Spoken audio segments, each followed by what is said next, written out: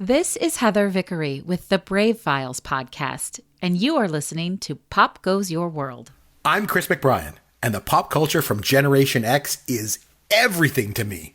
And I'm Derek Myers, and I'm here to educate Chris on the great pop culture of today's generation. Episode 100, the century mark.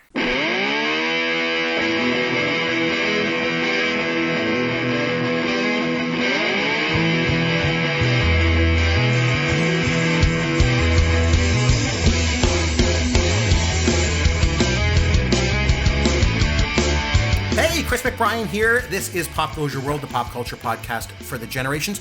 Doing something a little bit different this week. As I mentioned, it is our 100th show. So instead of doing this remotely, Derek Myers, caveman himself, has decided to make the drive up here, and we are in studio together. Derek, welcome to my studio, and it's nice to see you in person, bud. Thank you, Chris. Thank you. I think this was long overdue to do an episode together, in person, in the same room, old school radio. I know. Yancey and I used to do the show together, as you know, and he's in Florida. I'm obviously up here in Canada. We'd have to do it remotely.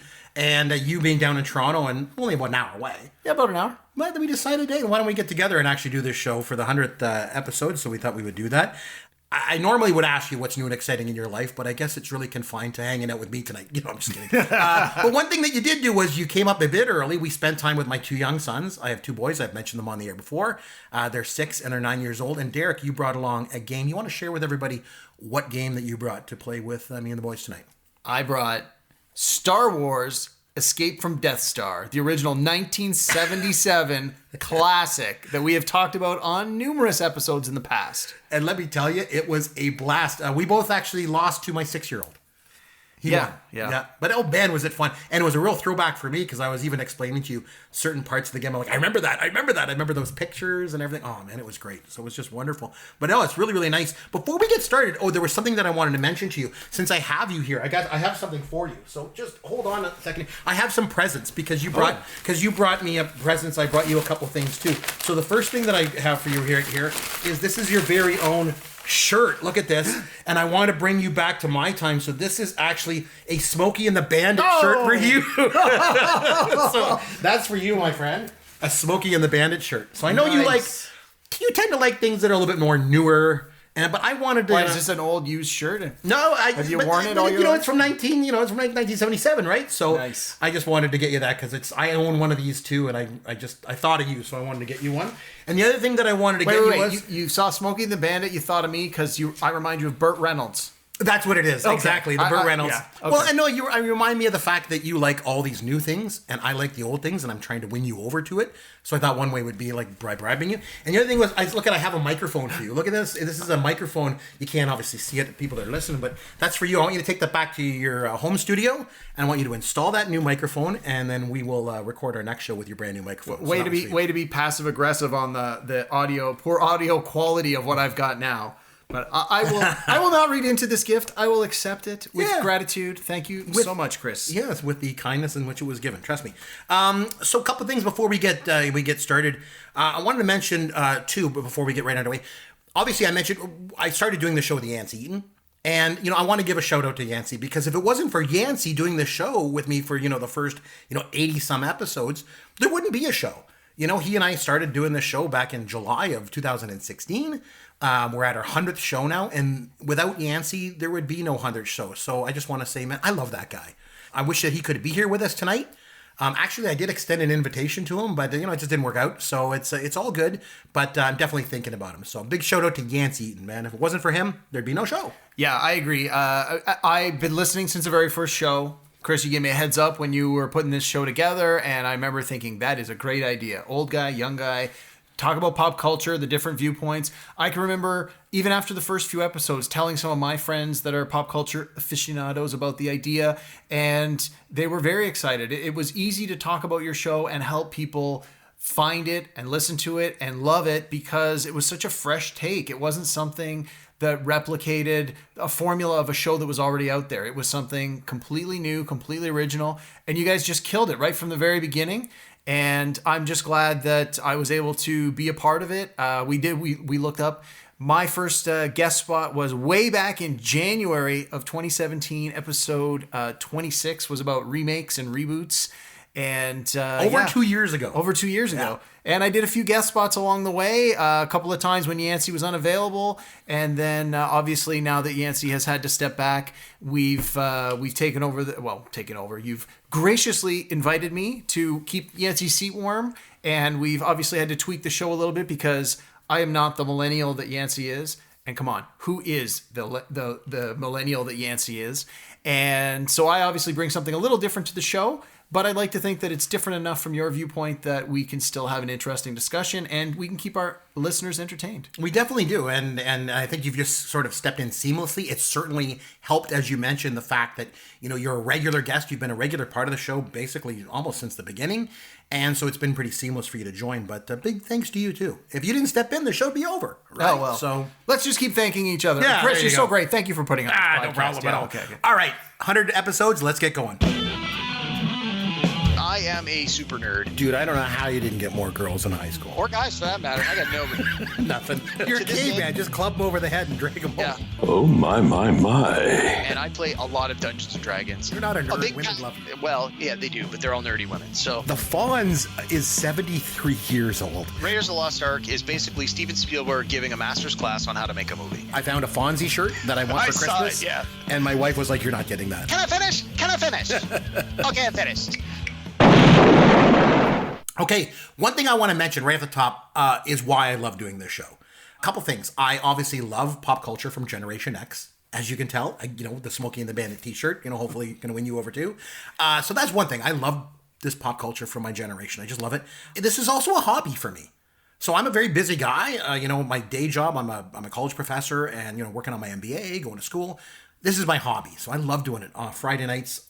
And I like hanging out with you, man. It's a lot of fun. Even if it's a virtual hangout. Exactly. Yeah. Tonight's very special because you're actually here beside me in studio. But usually we do this remotely. But I just like getting together and hang out with a friend that I've had for 25 years that we can get together and still talk about movies, just like we did back in 1993. Yeah, I was just saying that. Wow. It's been a while. When you say it's been 25 years, wow. I know. That's pretty amazing. And one of the things that brought us together as friends, as you remember, when we first met back in 93, was we both love movies.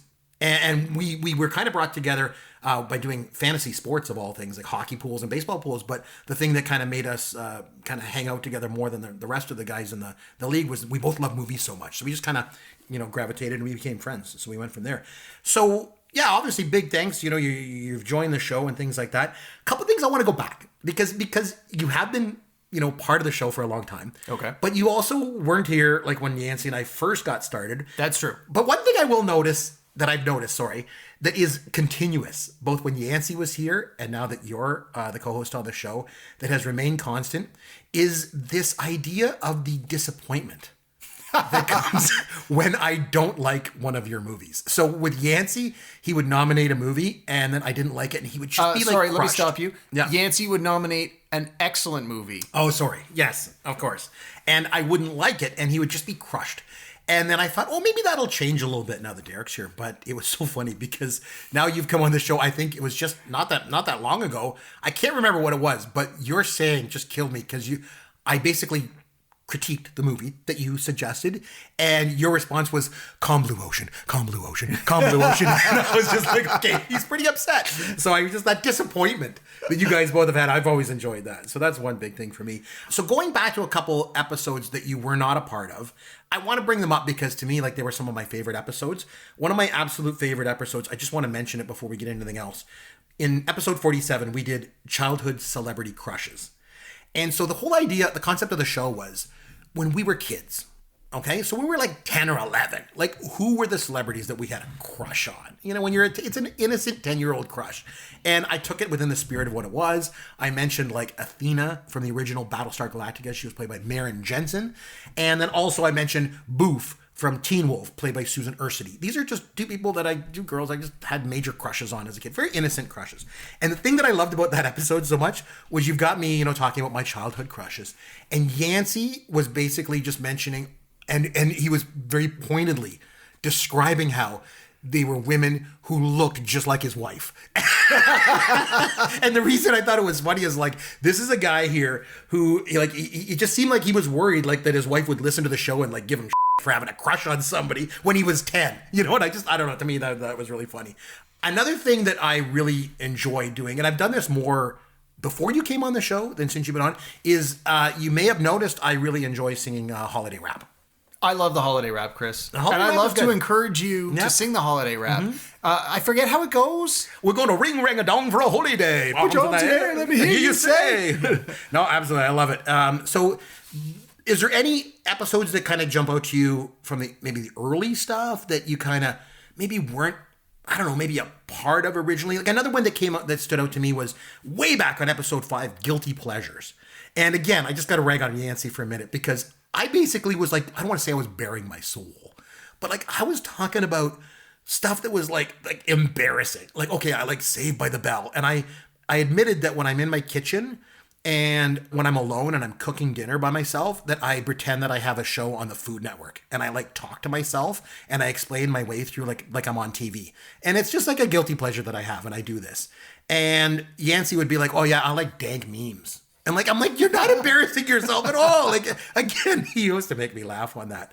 I got a question for you. Back on episode 14, we did a show on our best movie opening sequences of all time. Yep. And I'm just wondering if I had to put you on the spot and ask you, all time, I know I'm putting you on the spot. Just think about it for a second.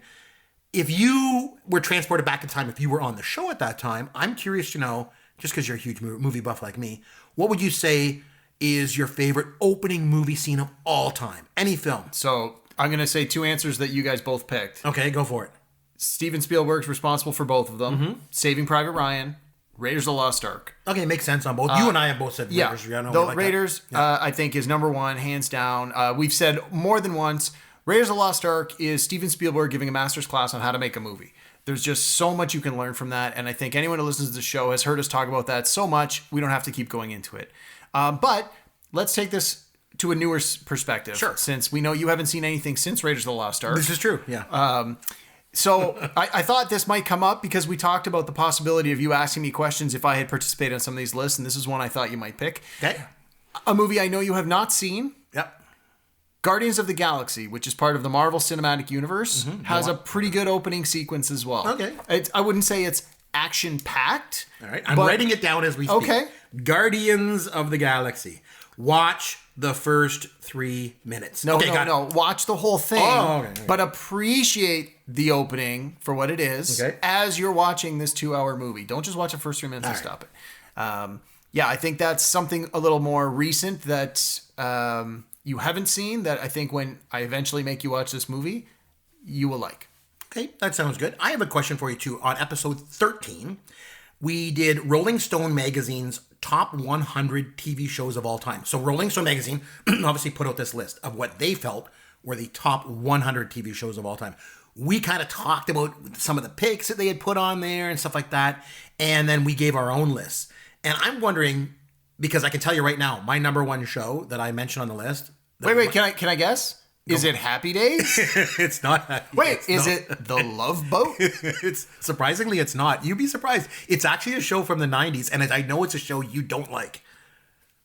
Seinfeld. It is Seinfeld. Yeah, I said Seinfeld is the greatest TV show of all time. I just think it sets the standard for sitcoms. It's unbelievably familiar. When you flip around TV and it's on, you're taken immediately to a very comfortable place and a familiar place. And I just think, for those reasons, and it's really, really funny too. And so for all those reasons, I feel it's the number 1 TV show of all time. So I'm going to put you on the spot. We're going to take you back. I'm going to, let's say, put you on that show with us. I'm just curious to know, like, from your perspective, because the critics all agree that this one show is number 1, which I did not get, and that was The Wire. They all said, and I don't know, I didn't get it, I didn't like it, I tried it, I gave up. But I'm curious to know, Derek, if I could put you on the spot, what do you think is the number 1 TV show of all time? So let me comment on the 2 you just mentioned. Okay. So The Wire is the textbook answer I think you're going to get from a lot of people. I have seen The Wire. I enjoyed The Wire. I can see why you didn't like it. Why is it the number 1 show? I don't get it. What am I missing?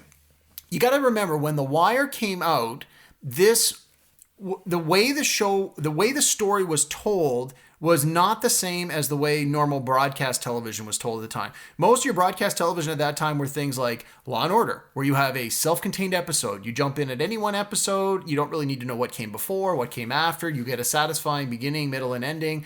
And a lot of TV was that sort of procedural, CSI, that kind of thing. The Wire went back to this old school idea of, we've got 10 episodes. We're basically going to tell you a 10 episode story arc that is linear, that is episodic. You can't just jump in at episode 4. You are going to be so lost. We're not going to give you these extensive recaps. You just have to start at the beginning and watch your way through it.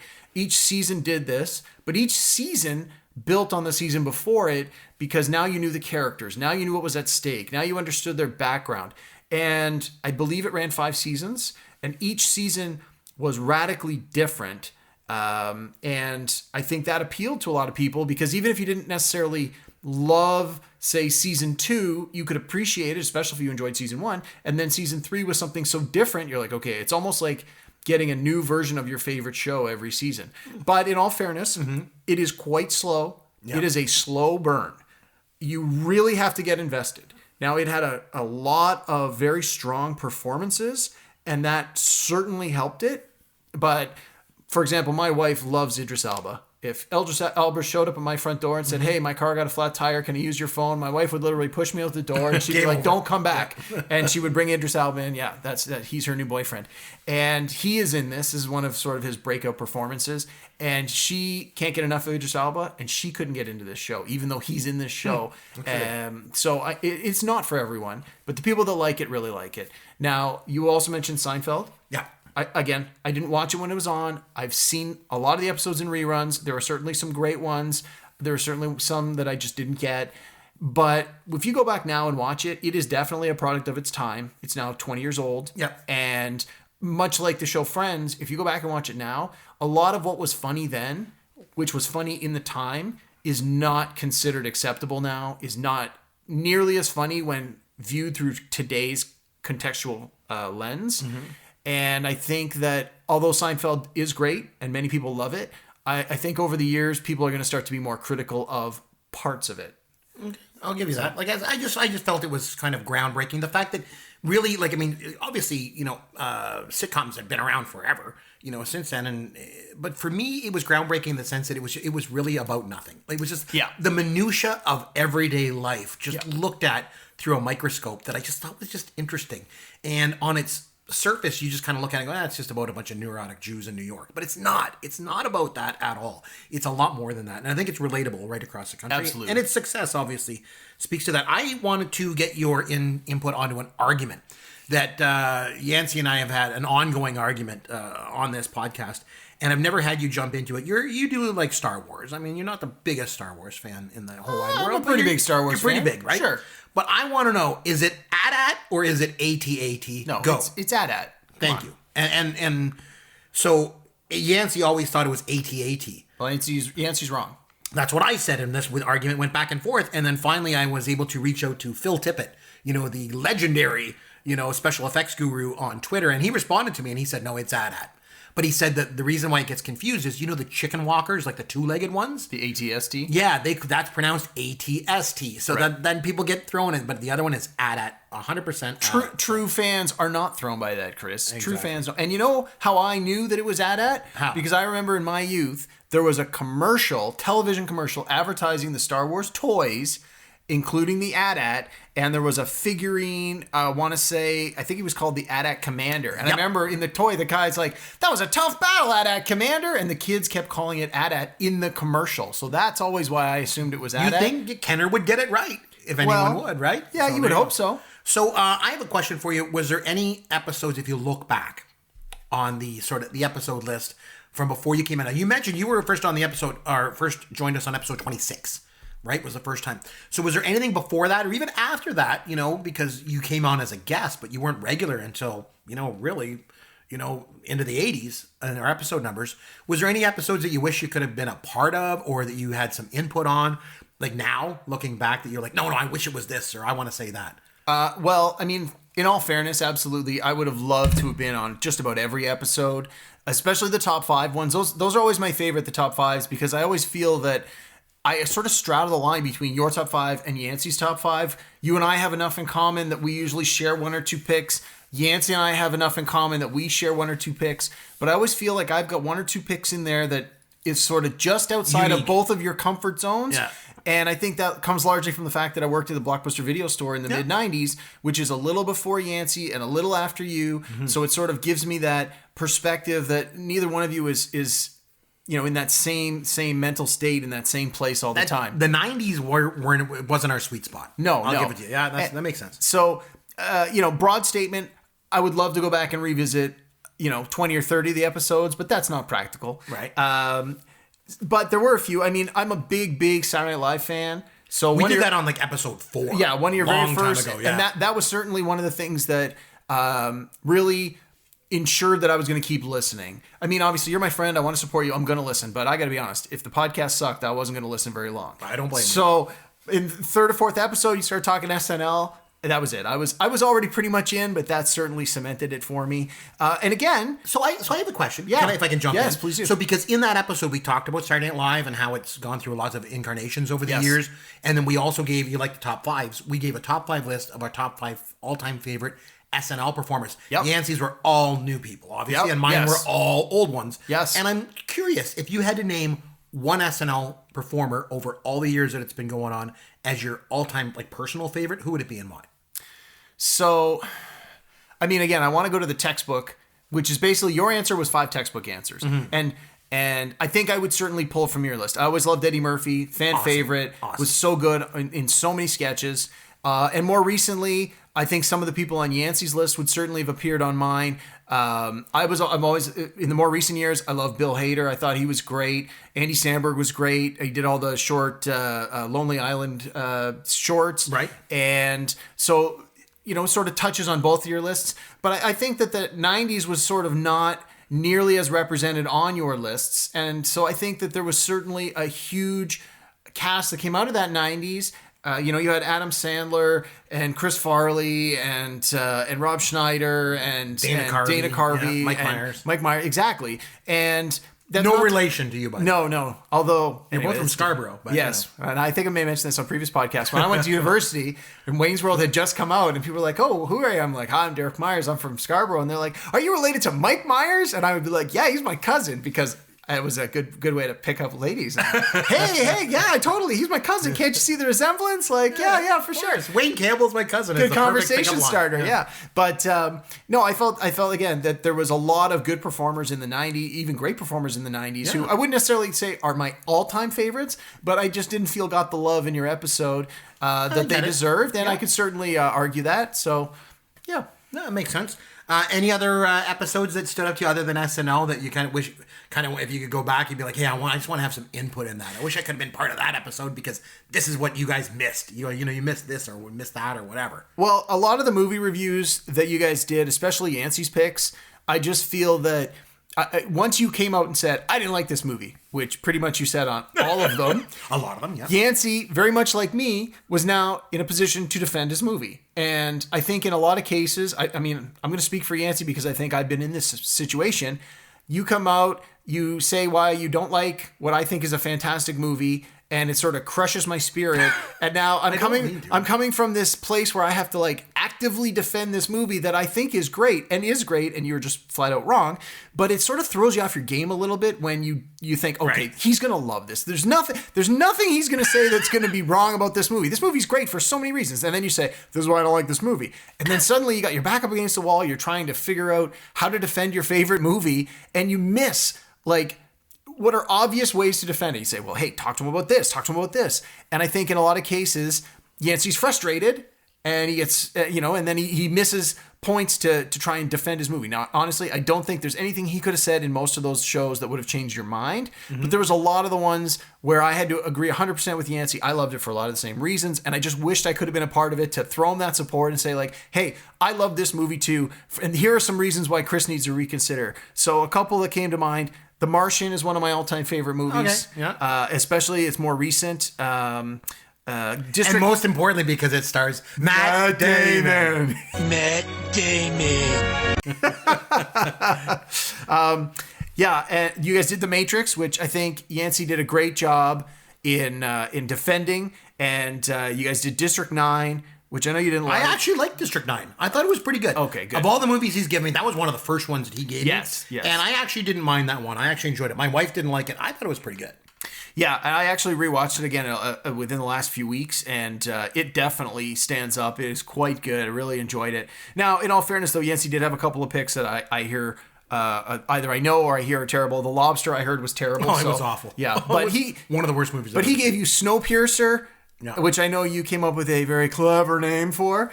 And I got to disagree with you on that one. I watched that one again recently, and I thought, I don't know what's wrong with Chris. I think this movie's great for so many reasons.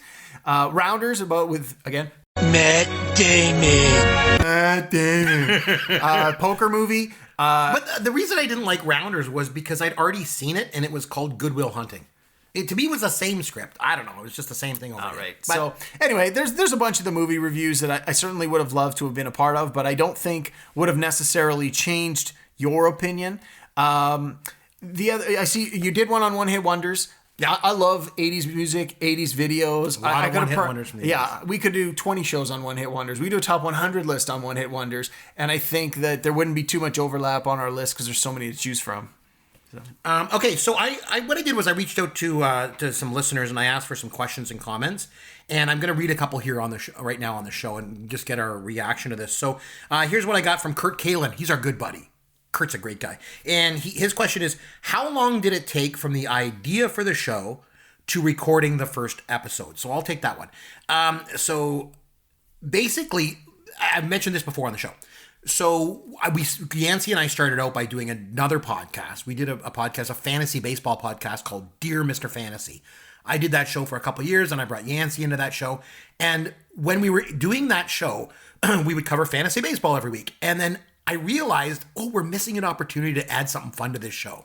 So because Yancey and I had a lot of chemistry, and the fact that he was a millennial and I was a Gen Xer, and he was like completely engrossed in his pop culture and I was completely engrossed in mine, I found it was fun at the end of the fantasy baseball show to wrap things up by playing a game that I called Fun with Yancey.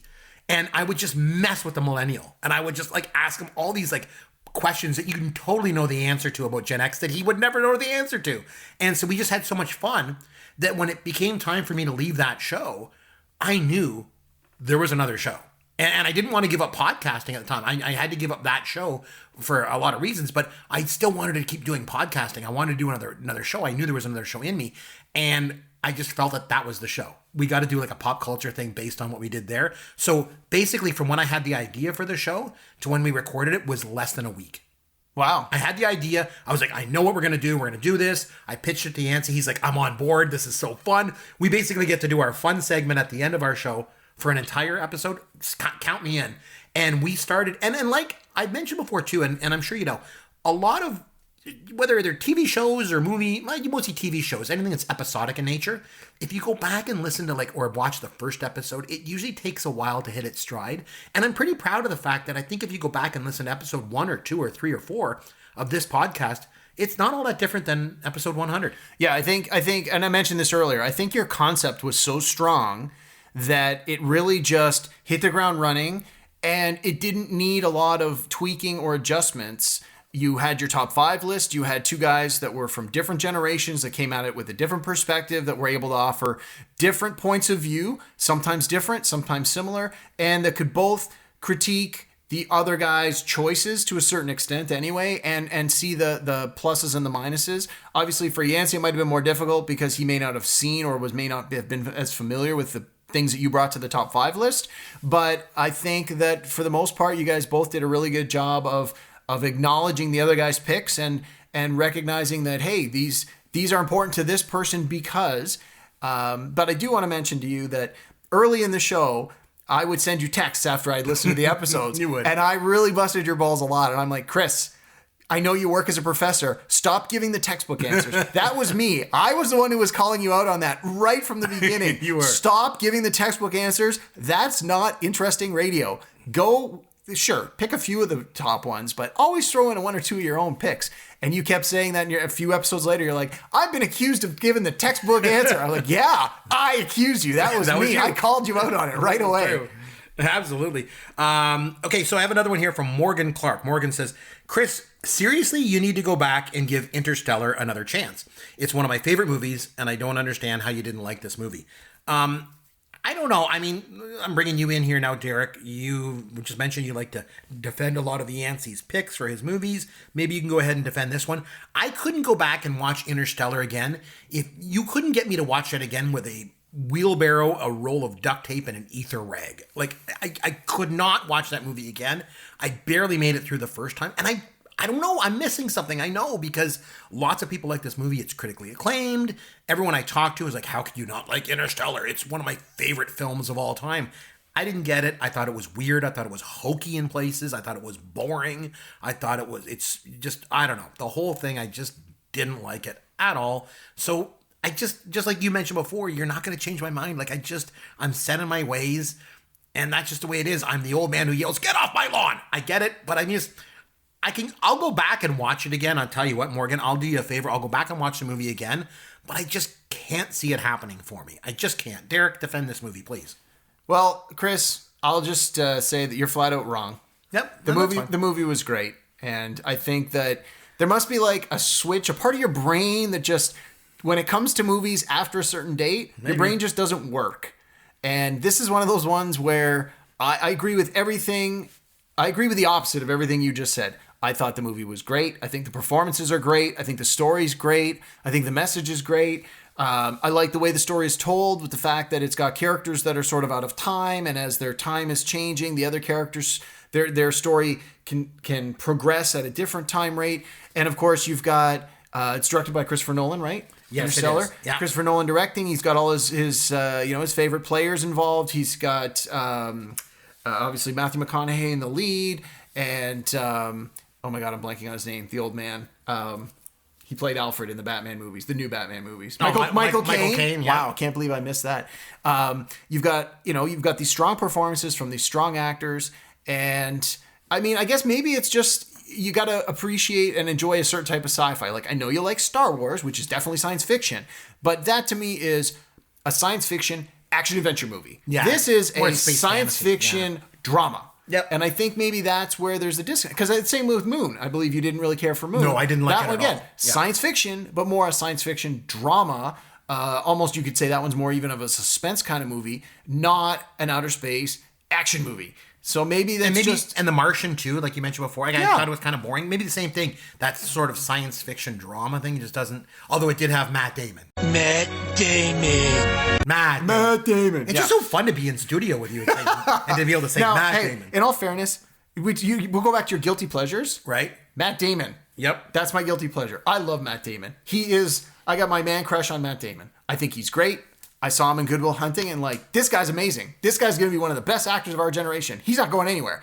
And every time Matt Damon puts out a movie, I see it, even if it's terrible. And believe me, he's got a few rotters on his list, but he's got some amazing movies. I'm all in for Matt Damon all the time. And my wife knows that too. And she does what you do every now and then. She's like, "Oh, well, what'd you watch last night?" I was like, "Oh, well, I put on Good Will Hunting for half an hour." And she's like, "Oh, did you watch your boyfriend? Matt Damon." So, all right, I got one here. Hi, guys. I love the show. I think Derek has been a great addition. So that's awesome. Oh, is that my mom? Yeah, this is from Derek's mom. Chris, you mentioned playing Escape from the Death Star with Derek, but any chance you guys will play D&D with him sometime? Keep up the great work, guys. It's from Jay Griffin. So not just tonight, obviously, and this guy just didn't like text me, immediately. We've talked about playing Escape from the Death Star probably a dozen times. Since I bought the game in the summer, it's been 8 months. And so obviously tonight we got to see that come to fruition by actually like playing it and getting creamed by a 6-year-old kid beating us in that game, but it's all good. Any chance we're gonna play D&D? I remember back in September of 2016 at Fan Expo. In Fan Expo 2016, I took my older son, my now 9-year-old son, to Fan Expo, and we ran into you there. I made sure to come over and see you. You were in the gaming section with D&D, and I remember interviewing you for the podcast here. Yep. And we talked about D&D, and I said, "Hey, listen, any chance I can join one of these games and sit in?" And you were like, "Dude, you don't want to do that. Yeah. These guys are advanced. They know what they're doing." And I think that even if I were to maybe want to play D&D, I think that you would be the wrong person to play with. Not that I don't like hanging out with you. I do. It's great. But I think like you're such an advanced player. I mean, you're Amaron_DM. The DM is Dungeon Master, right? I mean, like... Well, or Derek Myers, depending on who you're mean, it's just, I don't know. You're an advanced D&D player. I think I would get crushed. I just think you would just like be toying with me.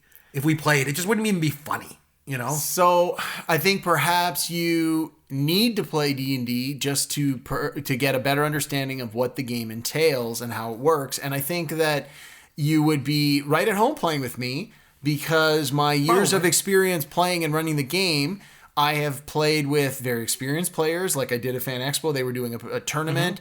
And I've played with young children who are picking it up for the very first time. There was a whole, basically they run long-term games that run for every day, once a week, every week for many weeks over the course of a year. And we did that at a local game store for a couple of years. And I always used to run the table for kids that were like 9, 10, 11-year-olds.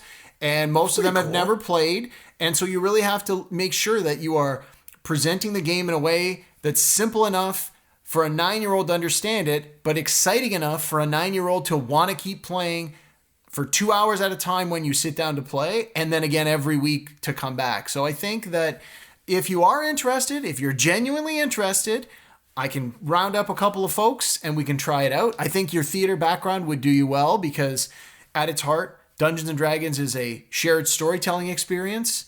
And I think that your imagination and your flair for the dramatic, your ease of jumping into a crazy voice or coming up with a crazy idea would suit you well in that kind of a gaming environment. So we'll put it on the schedule. Yeah, maybe if I can come down sometime and play. Just the problem is, again, I think a lot of the people that you hang out with in that world are so advanced in it. You guys would just get frustrated with me, and then I'd be like the dwarf that you just kill off in the first round of the module. I'm sure.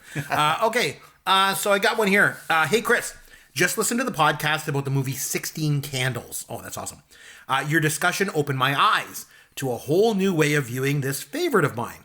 Never realized all the clearly sexist and racist themes in this movie. Because I'm a child of the 80s, I'll always have fond memories of it. But will now be careful praising and recommending it to younger generations. On a side note, just watched another favorite of mine from the 80s, Porky's. Haven't seen it in years, and this one blew my mind with all the unacceptable behavior in it. Recheck it out. You'll be shocked. Love the podcast. Keep up the good work, and that's from Chuck. So where do I start? Yeah, I agree with this. When I went back and watched 16 Candles, I have a lot of very fond memories of that movie. And in fact, we did an episode on rewatchable movies, and it made my list. Because I could watch it over and over and over and over again. And I have watched it not that long ago. I think I watched it right before we did our 16 Candle show. And yeah, I mean, I used to argue with Yancey a lot. He'd say, times have changed and, things are different now. And I'd be like, whatever. And going back and watching 16 Candles, I do realize that, the world has changed. And the movie is not PC. It never was PC even in the 80s. That was the argument I used to make. But I get it. Times have changed. It's not really, it's not an acceptable kind of film. A lot of things that happen in it. I'm cool with that. Porky's definitely isn't either. But I still think that there is there is entertainment value in the movie and going back and watching it and understanding the times in which it was set. So I will continue to defend the movies from the 70s and 80s, even if they are on PC. Because of the times in which they are set, you can still go back and understand the times that they were in and still get, some entertainment value out of them. Am I making any sense? Does that make sense? Yeah, no, I think I got to agree with you 100% on that. I think that as we've talked about on many episodes, I often will reference Revenge of the Nerds when we have this conversation. These are movies that you and I watched as youngsters that we thought were great, that we probably still to this day think are great. And when you watch them, but you look at them with the perspective of today's, what society deems acceptable and funny today, a lot of it does not hold up. A lot of it is not cool. And it shouldn't have been then, as we've said before, but it's of its time, which is not necessarily a defense of the inappropriate behavior, the inappropriate language, the inappropriate humor, but it was of its time. And I think if you do go back to watch these movies, that has to be understood. And you're sort of accepting the whole package. If you're going to go back and watch it, this is something you keep in mind when you watch it. Yeah, and I will admit that, when I think back to the time, like it didn't always jump out at me that a lot of these movies were not cool. You know what I mean? Like some of the themes that were going on in them. I think at the time, it maybe just didn't really sink in as much as because these kind of themes in movies were everywhere. I don't know. So maybe I'm not saying now I'm woke. There's my millennial term. It's not that. It's just that, like, I do understand that, times are different. But that being said, Porky's, man, we definitely got to watch Porky's and do it for one of these upcoming podcasts, because it's definitely worth going back and taking a look at, regardless of how un-PC it is or whatever. That movie is funny. And that movie, I like that movie. I haven't seen it. I remember it as being funny, but it's been a while since I've seen it. Me too. It's got to be 30 years since I've seen the movie. At least 10 or 20 for me, for sure. But also, it's Canadian content. Oh, yeah. So, hey, we always love to put a little Canadian content on the show. Gotta love Canadian films. Okay, now I think you actually have one that you wanted to share with us. So what do you got there, Derek? Yeah. Hit me up with one. All right. So I reached out. So one of my good friends, his name is Jamie. He and I worked at Blockbuster Video together. We actually went to high school together. We worked at Blockbuster Video together for a number of years. He's a big pop culture aficionado, much like you and I. We should get him on the show sometime. Oh, well, hey, I'm sure he'd be happy to do it. And he's got a great radio voice. So he would make us sound terrible by comparison. We sound awful. But he is not your biggest fan. Oh no! So I asked him. I said, "Well, Jamie, you're an avid listener of the show. You give me feedback almost every week. And what kind of questions do you have for us? We're doing some mailbag questions on our 100th episode." So he says, "This is my question for Chris." He's like, every time I hear Chris talk on the podcast, he's talking about the Fonz, or he's talking about Jaws, or he's talking about Smokey and the Bandit, as we already have tonight. Yeah. And so what's wrong with that? His question is, what is it about that era of pop culture that so fascinates Chris, and what does he feel is missing from quote-unquote modern pop culture, in your opinion? Is it the acting style? Is it the cinematography? Is it the dialogue? What's different? What's missing from today's pop culture that is giving you so much grief around wrapping your head around this? I guess, great question, Jamie. I know you don't like me very much, but let me just defend myself here. And I'm going to say it's this. It probably really comes down to one word, and I'll just be honest: nostalgia. That's what I think it is. And the thing is, if I look back, why do I like movies and TV shows from that time so much? When I was a kid, and I'll admit this, I'm fully willing to just put everything out there and just admit this and be honest on air, is that when a lot of other kids were like, 10 years old and they were going, or even younger than that, anywhere from between 7 and 10, a lot of other kids were going out and playing outside and playing sports and really having fun with their friends. You know what I was doing? I was watching TV and movies. That was my thing. I just loved it. Nerd. I know, I am. I still am. I was then and I still am. But I loved like TV shows and movies, and that I just gravitated to this stuff. So even as a young kid, I loved it. And so because that was my first exposure to that stuff, it stuck. And Yancey and I talked about this on an early episode of the show. I want to get your take on this too. We decided to go back and take a look at our favorite year. And what year of pop culture was our absolute favorite year of all time? And both of us came up with the year when we were 11 years old. For me, it was 1981. For Yancey, it was 1999. And that was the year for me, the best TV shows, the best movies. I think it was just something about being that 11 years old that you're kind of like not quite a little kid anymore. You're not a teenager yet. You're kind of in between. You're trying to break out. You're trying to be independent. You're able to watch it, maybe sneak and watch a couple of movies that are a little bit naughty and you shouldn't watch. You're like, what's going on in these movies?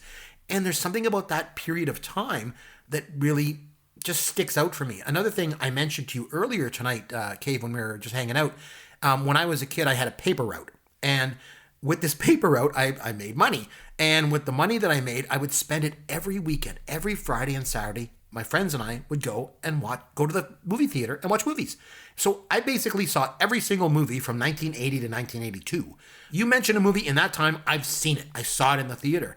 And so a lot of pop culture from that era, it just sticks in my mind. And the thing is, as you get older, and I've spoken to this before, but the millennials that listen to this show, and when I had Yancey on the show representing the millennial generation, you're going to get there too. And when you get there, you're going to realize the power of nostalgia and how important it is, and how you kind of almost long for a simpler time, a more innocent time. And for me, when I think back to a simpler, more innocent time, I think of shows like WKRP in Cincinnati and Happy Days. And when there wasn't so much, we weren't inundated with pop culture like we are now, and there wasn't 700 channels on TV. There was 3, and things were simpler and easier to digest, and things weren't as complicated. And for all those reasons, that's why I love that stuff.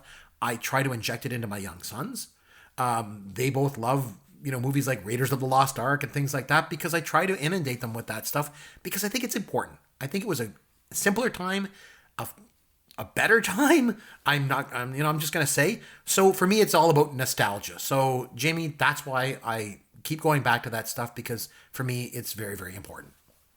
That's a long-winded way of answering that question. Could you sum that up in 5 words or less, please? But I think it kind of hits it. So I want to just comment on something you mentioned about the idea of nostalgia. Yeah, your favorite year and 11 years old. So I've heard this conversation a few times on different shows, different podcasts. I listen to a lot of various pop culture podcasts. And there was one. Is this a recurring theme, that like 11-year-old thing? Or?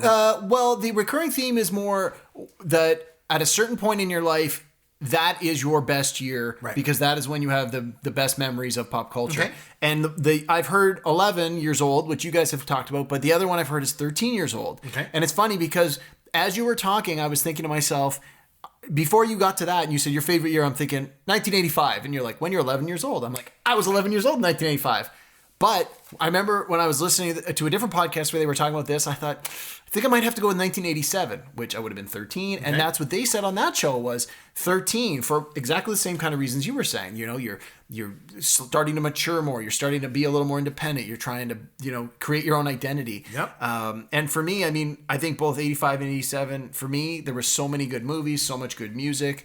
And it was. Yeah, but this is where I'm a better man than you when it comes to pop culture. Okay. And this show is, I'm not stuck in those years. Yes, there is certainly nostalgia, and I long for those years in certain circumstances, and I hear Power Love by Huey Lewis in the news, and I'm in 1985 for those I am right back there.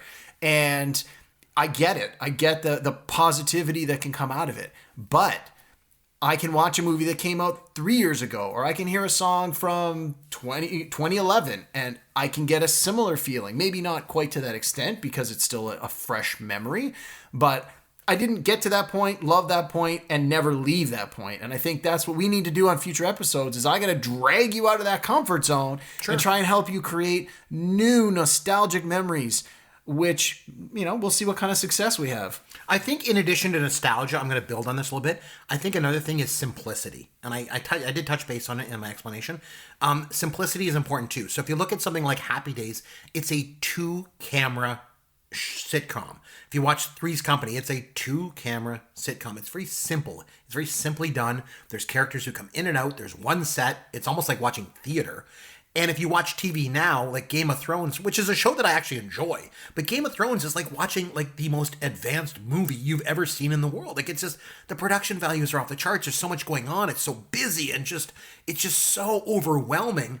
Then you go back and watch WKRP with 2 cameras, 1 set, and actors. And there's something about that simplicity that I guess I kind of crave a little bit. Even in the movies. If you watch any movie, you mentioned Guardians of the Galaxy earlier, so I'm just going to pull that one out. There's so much going on in the frame, in every frame of the film, that it's almost overwhelming.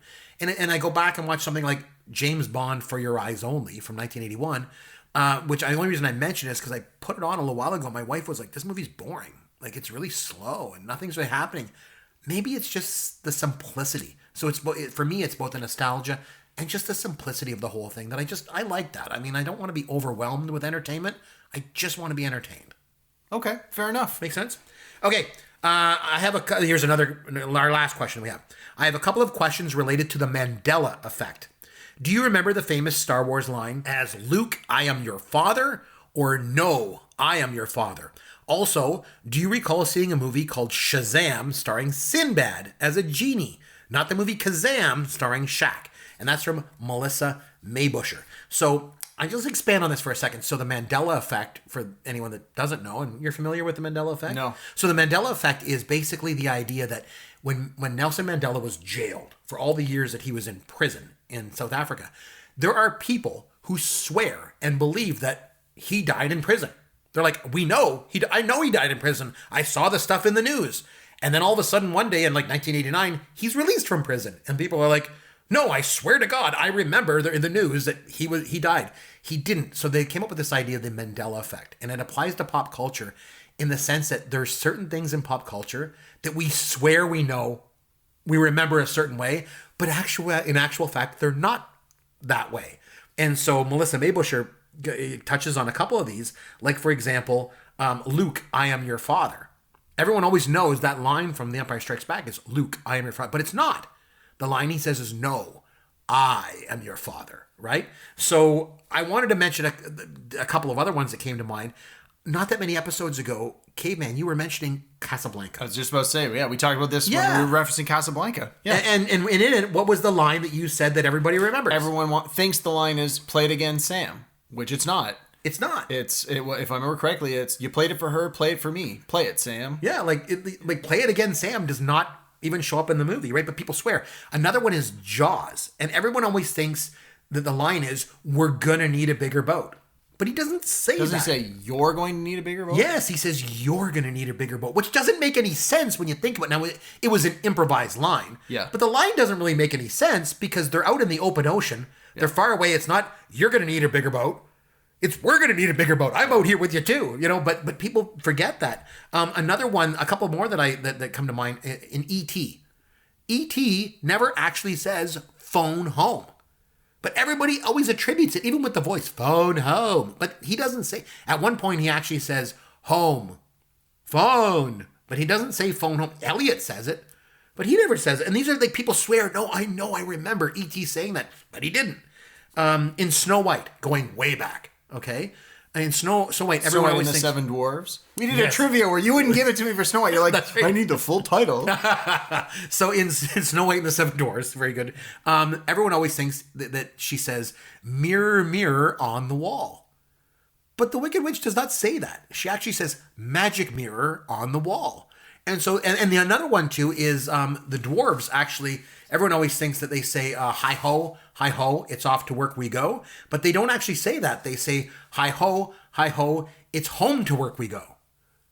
And people swear, no, that's not true. It's not true. Another one is, again, we mentioned we both like Star Wars. Star Wars, everyone swears to God. C-3PO is completely, totally gold. He's not.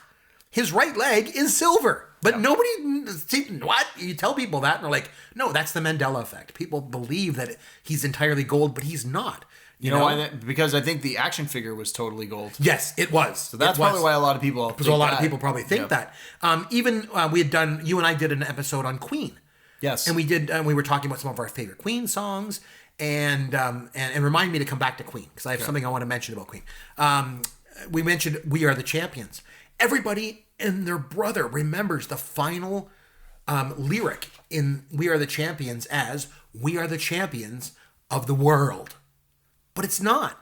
The last lyric is just we are the champions. End. And people will swear by it. They say of the world. They don't say that as the last line of the song. And the very last one that I want to bring up, because you know how much I love cereal. And I've mentioned before I love Crunch Berries, and you can't get them here in Canada. But another one is Fruit Loops. You like Fruit Loops? I love Fruit Loops. I love breakfast cereal. But the word fruit in Fruit Loops is spelled F-R-O-O-T. And people are like, what? It is. Go to the grocery store and check out a box of Fruit Loops. It's F-R-O-O-T. It'll blow your mind. You know why it's like that?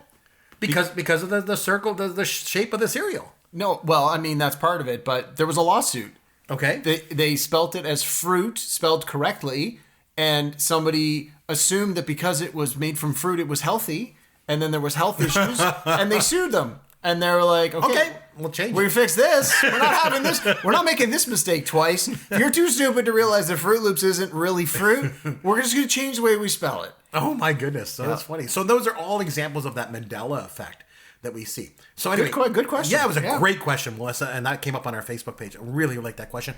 I wanted to go back to the Queen for a second because if I want to kind of look back on 100 episodes as before we move on, and I really want to think did I learn anything? Because you say, I'm still stuck in my ways. I totally am still stuck in my ways. Nothing's going to change. I'm not going to go back and Interstellar suddenly after 100 episodes. I am what I am. But one thing that I'm trying to come to grips with and realize is that I do have to expand my horizons a little. Okay. And the example I'm going to give is Queen. Okay. So when we did our episode on Queen, we did a top 5 list of our favorite Queen songs. And the thing is, yes, sometimes I do stick with the sort of textbook answers, and I stick with what I know. Because, again, going back to what I said, it's nostalgia and simplicity, right? 2 things that I go back to. And so when I gave my top Queen songs, I mentioned all the ones that I liked, that I knew, like We Are the Champions, and Bohemian Rhapsody and things like that. And one of the ones in your list was, you mentioned Don't Stop Me Now. And I thought, love that song. Why would you put that in there? Like, what the hell? I don't even know that song. Love it. I'm like, I don't even, because I stuck to the few songs of Queen that I know and love, and Flash Gordon, and those songs that I just know and love and listen to over and over again, and I listen to nothing else. And so I went back, and you forced me to go back and listen to this by mentioning that. I was like, well, I got to listen to this song. And I listened to the song. You know what? We had both agreed that Bohemian Rhapsody was the best song Queen ever did. I've now actually changed my mind. Don't Stop Me Now is hands down the best Queen song of all time. Wow. No questions asked. It opened my eyes to it. I listened to it. I'm like, how did I miss this all these years? What the hell was I thinking? How did I miss this? My sons love it. We play it in the truck. The other day, my 6-year-old comes walking into me and he's like, I'm going to make a supersonic man out of you. And I'm like, oh, this is really a good thing. I don't know how good that is, but you know what I mean? Like, it's just, so sometimes I got to expand my horizons a little. So thank you, Derek and Yancey previously, for opening my eyes a little bit. I'm still not going to like Interstellar, but I am going to open my eyes a little bit. So, I mean, I really thank you guys. Anyway, on that note, what do you say we have some fun with Caveman? All right, I'll tell you what we're going to do now. I'm going to do a little bit of trivia with you, Derek. Okay. But I also want to ask you a couple of questions. Okay. We mentioned you first joined us on episode 26. We did remakes, reboots, and reimaginings, right? Yes, we did. And then really you took over sort of officially on episode 89 from Yancey. I mean, you'd really been covering for Yancey. I did a few guest spots. Yeah, for about a month Yancey or so. seat warm. So let's see how much you know about some of the pop culture that we've covered over the first. That you and I have episodes. covered, or that's been covered on the show? Just on the show, in general. Okay. So on episode 4, I have a trivia question for you. Okay, it was called "Oh the Horror." Episode 4. Okay. And what we did was Yancey and I mentioned our top 5 favorite horror films of all time. Knowing me as you do, can you name any one of the movies that would have made my list of my favorite horror movies of all time? Absolutely. Well, you made me watch Night of the Living Dead, so I got to assume that's on your list. Congratulations, that's one of that. Was that your number 1? It made number 3 actually. Number 3. Okay, yeah. Let me see if I can guess the others here. So this was your favorite horror movies. Yep, my favorite horror movies, top 5 horror movies of all time. Number 3 was Night of the Halloween. Living Dead. Halloween was number 4 on the list. Oh, going the wrong direction. Okay, hold on. Let me think. I'm not a big fan of the horror movie genre. I know you don't. American Werewolf in London? No, it was not. No? Didn't make the list? No, I went with the Texas Chainsaw Massacre. The remake with Matthew McConaughey? No, the one from 74, of course. And The Exorcist. Okay. And my number 1 was Psycho. Oh, yeah. Good pick. Okay, so Wait, the Vince Vaughn version of Psycho? No. Okay, just checking. Yeah. Okay, episode 29, we did what we called Best Picture Oscar Snubs. Okay? Sure. And this was, and because you and I have talked about Oscars a lot on the podcast, yeah. But you weren't on that show. So I'd like to pick your brain a little bit. Sure. Because in that one, we mentioned our top 5 movies that should have won Best Picture but didn't. I'm just wondering off the top of your head, do you have like one that sticks out to you that you think should have won Best Picture Oscar but never ever did? I'll run down my top 5 list for you just to set things up, okay? Yeah. So in 1982, the winner was Gandhi, but I said Tootsie should have won. Well, now that I've seen Tootsie, I can certainly understand that argument, but Gandhi, again, it was this big sweeping saga. It's an epic. It was Oscar bait, and it did exactly what it was supposed to do. And I think that's an argument that you can argue both sides of that one. I don't think that was a mistake per se. Like we said in our other one, like this was the wrong pick. I wouldn't say Gandhi was the wrong pick, but I can certainly see how overlooking Tootsie could be considered a travesty. Okay, so we're going to work our way up. So number 4, in 1984, Amadeus won Best Picture. I felt The Killing Fields should have won. I felt it was a much better film. In 1981, my number 3, 1981, one of my favorite years, obviously. Chariots of Fire won. And my pick... Yeah, it was kind of boring. My pick, anything any of the other ones, yes. Do you have the list there? What were the other 4? Atlantic City, Reds, On Golden Pond, and of course, one of my favorites, Raiders of the Lost Ark. So Raiders, the only movie on that list, aside from Chariots of Fire and Raiders, I haven't seen the other movies. Oh man, they're all so good. My number 2 in 1980, Ordinary People won Best Picture. I think Raging Bull should have won Best Picture over that. It was way better. I think Raging Bull's a little overrated. I mean, I liked it. It was okay, and De Niro was great, but nah, it's one of those movies that I didn't feel was as great as everyone's like, oh my God, this is the greatest movie. And no, it was good. But Ordinary People was boring. Yeah, Ordinary People was boring. And then my number 1 was from 1977 when Annie Hall won and Star Wars. Yeah, no doubt. So any ones that you wanted to add to that? I'm just being a big film and Oscar buff. Yeah, I want to say, I don't have the list in front of me, but I want to say, I think it was 1995. Pulp Fiction was overlooked. Shawshank Redemption was overlooked. 94. I want to say Forrest Gump won. Yeah, Forrest Gump won in 94 and Pulp Fiction Don't get me wrong. I love Forrest Gump. Forrest Gump, it's one of those ones, it's on TV and I flick it on, no matter what part it's on. I'm like, oh, well, this part I like is coming up. I'm going to watch it and end up watching the whole movie. And I've seen it 20 or 30 times, probably more than 30, let's be real. But Pulp Fiction, one of my absolute all-time, you only get 5 movies, you're stuck on a desert island, and apparently the desert island has Netflix, but you can only watch 5 movies forever and ever. Pulp Fiction makes that list every single time. Shawshank Redemption makes that list every single time. It is good too. Forrest Gump does not make the top 5 list. So no. I would have, especially looking back now, been much happier if either of those 2 movies beat Forrest Gump. But again, I'm not upset that Forrest Gump won. I just think that the test of time, either of those other 2 picks should have beat it. Okay, I got another one for you. Back on episode 17, Yancey and I ran down our favorite sports movies of all time. I'm wondering now if I could just ask you, if you had to just putting you on the spot, what's one or a couple of your favorite sports movies of all time? You want me to set the stage for you, the ones I picked? No, you could, yeah, sure, tell me yours. Surprisingly enough, my number 5 was Heaven Can Wait. Never seen it. It was a football movie from 78. Caddyshack was number 4, obviously golf, 1980. Slapshot, number 3. Good pick. Raging Bull, I know you didn't like it, number 2. And number 1, Field of Dreams. I'm a big baseball guy. Okay. So those were my sport movies. Any ones that kind of jumped out to you? Major League. Love Major League. Oh, that's a good one, yeah. And Moneyball. Yeah, Moneyball. Have you seen Moneyball? I actually have seen it. Have you read the book? No, but I saw the movie on a flight back from San Francisco one time when I was coming back on business, and I watched it. I actually liked it. It was pretty good. Quite good. I'm a baseball guy, though. It's got a big cast. It's got a lot of people in small roles, and it holds up. If you go back and watch it, it's on Netflix. It's one of those ones where I'm like, I need something to watch for a half an hour, and if I've seen Good Will Hunting too many times in that month, I'll say, hey, there's Moneyball. Right. And I love the interaction, the back and forth between Brad Pitt's character and oh my God.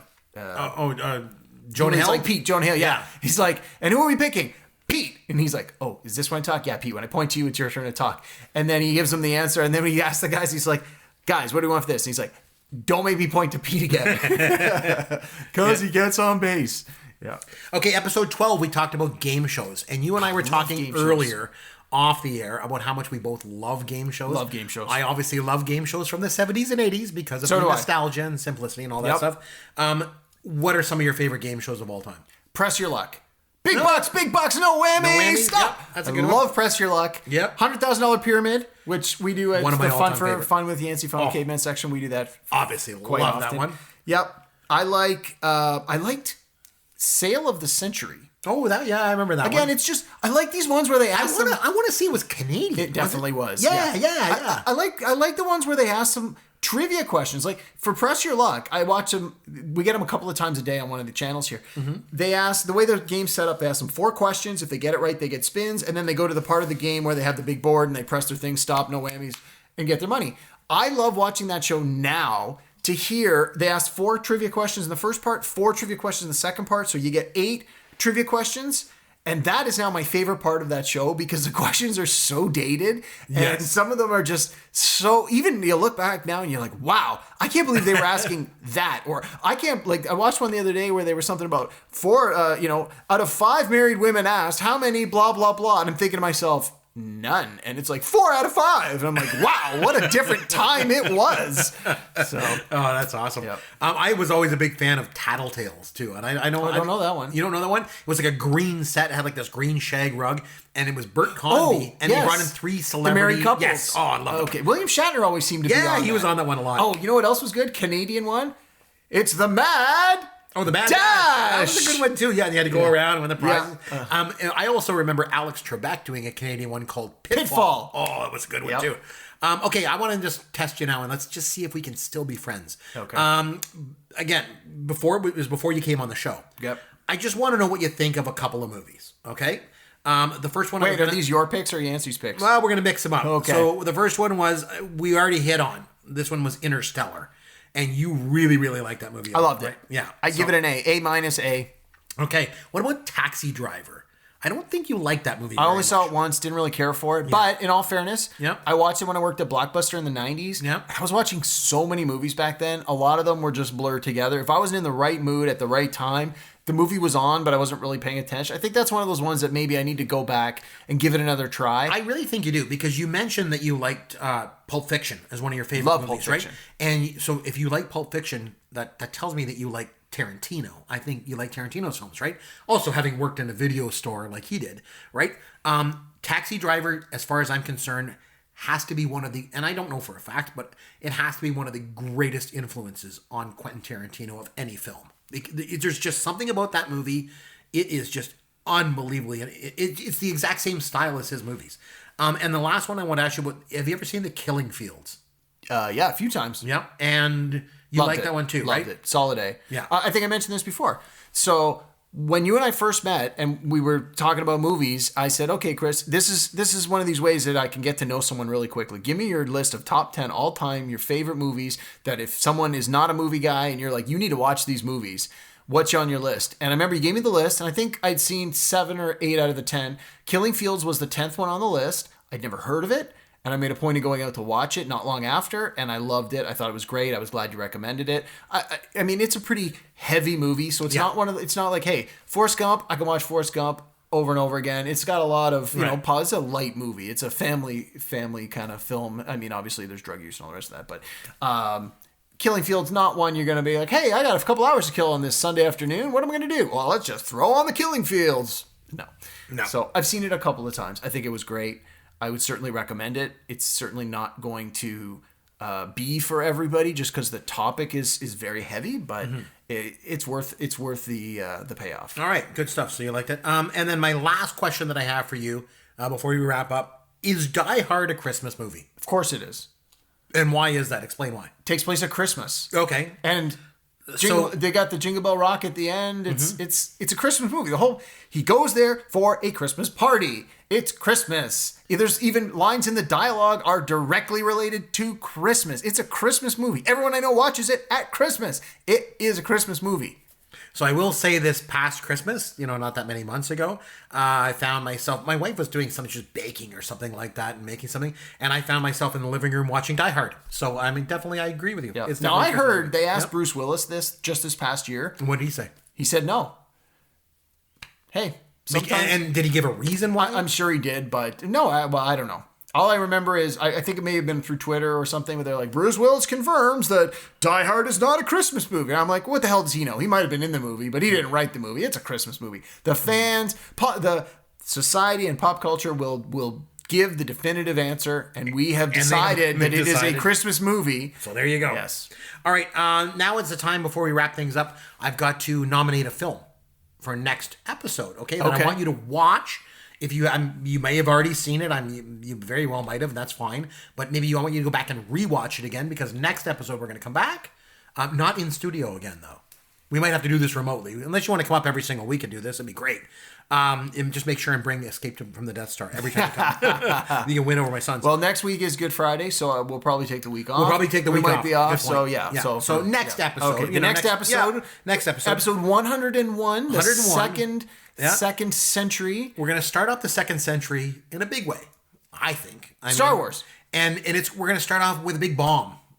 Because I want you to, you mentioned earlier, watch Ishtar? I want you to watch Ishtar from 1987. You mentioned earlier that 1987 was a huge year for you.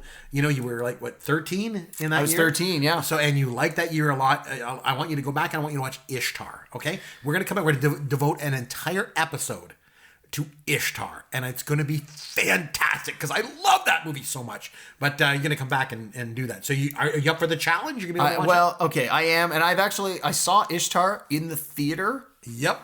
like probably the week it came out. Good. My friend's brother worked at the movie theater, so he used to sneak us into movies on opening weekend. Right. We saw it.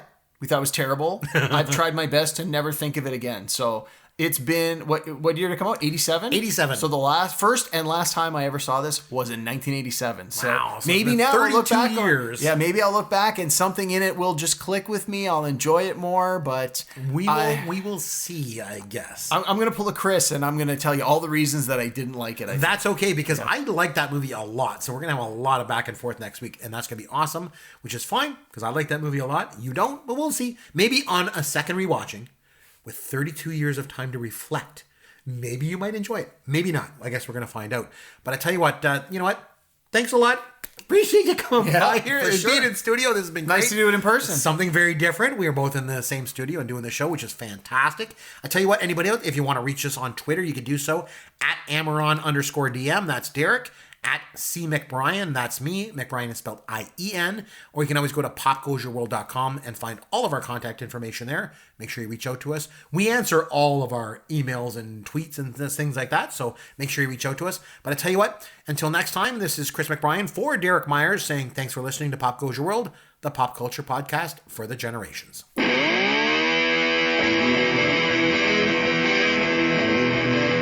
Thanks for listening to Pop Goes Your World. You can contact Chris and Derek at popgoesyourworld.com. Please take a minute and review the podcast on iTunes or wherever you download and listen to the show.